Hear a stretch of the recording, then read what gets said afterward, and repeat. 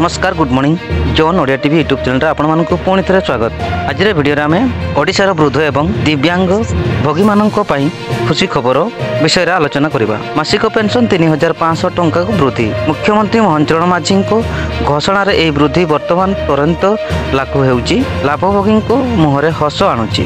नमस्कार आज भिडियो रे पेंशन वृद्धि संबंधित एक समस्त तथ्य किए लाभ पाइबे, केते टंका लाभ मिलिबो एवं केबेठारु मिलिबो डिटेल्स डिस्कस करिबा। वीडियो को शेष पर्यंत देखंतु कारण एठारे आवेदन पाई काहाकू संपर्क करे एवं कोनोसी भ्रांति रहिले तार पुष्टिकरण मध्य किपरि करिवे डिटेल्स ए वीडियो माध्यम रे आपन को एक्सप्लेन करा जिवो। पेंशन राशि 80% रु अधिक वयस एवं 80% रु अधिक प्लस डिसेबिलिटी थिबा लोक मानक पई 3500 टंका मासर बढ़ा जायछि। एई वृद्धि एनएसएपी एवं एमबीपीएस लाभ भोगी मानकू मध्य लागू हेउछि, जहाँ राज्य स्तरीय कार्यक्रम रे घोषणा करगला। पूर्वतन मासिक राशि प्रति तुलन में यही वृद्धि धनर मात्र अधिक होई लाभभोगी जीवन यापन को आर्थिक सुरक्षा देव। 80 वर्ष किंबा ताठारु अधिक बयस थिबा समस्त लाभभोगी माननकु नुआ राशि मिलिबो।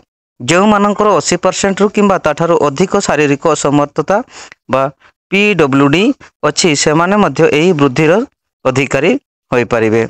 एनएसएपी और मधुबाबू पेंशन एमबीपीएस भोगी माने सीधा सड़क यार अंतर्भुक्त होई परिबे। मासिक पेंशन 3500 टंका रखा जायछि, जहाँ 80 प्लस 80% प्लस डिसेबिलिटी श्रेणी को लागू हेबो। रिवाइज राशि जून 2025 ठारू वितरण हेउछि एवं लाभ जनवरी 2026 ठारू पूर्व लिखित भावे गणना हेबो बोली सूचना मिलिछि। राज्य मासिक सुरक्षा एवं असमर्थ अधिकार विभाग एसएसईपीडी जिला सोशल सिक्योरिटी ऑफिसर मानकू डीएसएसओ कार्यानुष्ठान पई निर्देशना दिया जायछि। राज्यर प्राय 4,17,496 लोक एही वृद्धिर लाभ पाइबे, जहाँ मध्यरु केउंझर जिले में प्राय 9,913 जन अंतर्भुक्त। एही पदक्षेप राज्यर सबुठारु अधिक संकटग्रस्त श्रेणी को मानसिक एवं आर्थिक सुरक्षा को मजबूत करने उद्देश्य रे नहीं होइछि। आपण 80 वर्ष बा ताठारु अधिक कि ताहले आपण योग्य होई परिबे। जदि आपण 80 वर्ष रु अधिक अछंती आपणकर डिसेबिलिटी 80% किंबा ताठारु अधिक होइतिबा दरकार।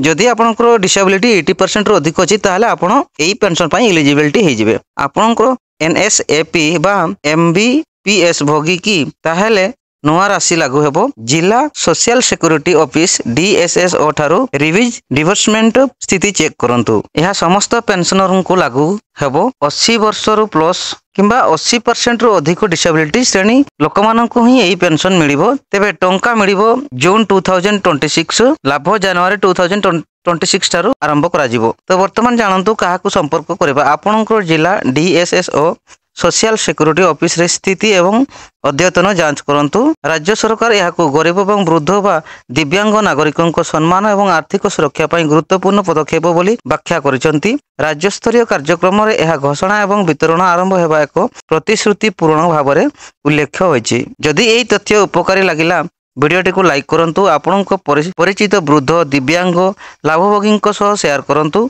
कमेंट रे आपनक जिल्लार डिसबर्समेंट अनुभव लिखंतु, जहाँ अन्य मानक मध्य सहायता करिवो। एही परि उपयोगी अद्यतन पाई चैनल को सब्सक्राइब करी बेल आइकन को दबांतु। धन्यवाद। जय जगन्नाथ।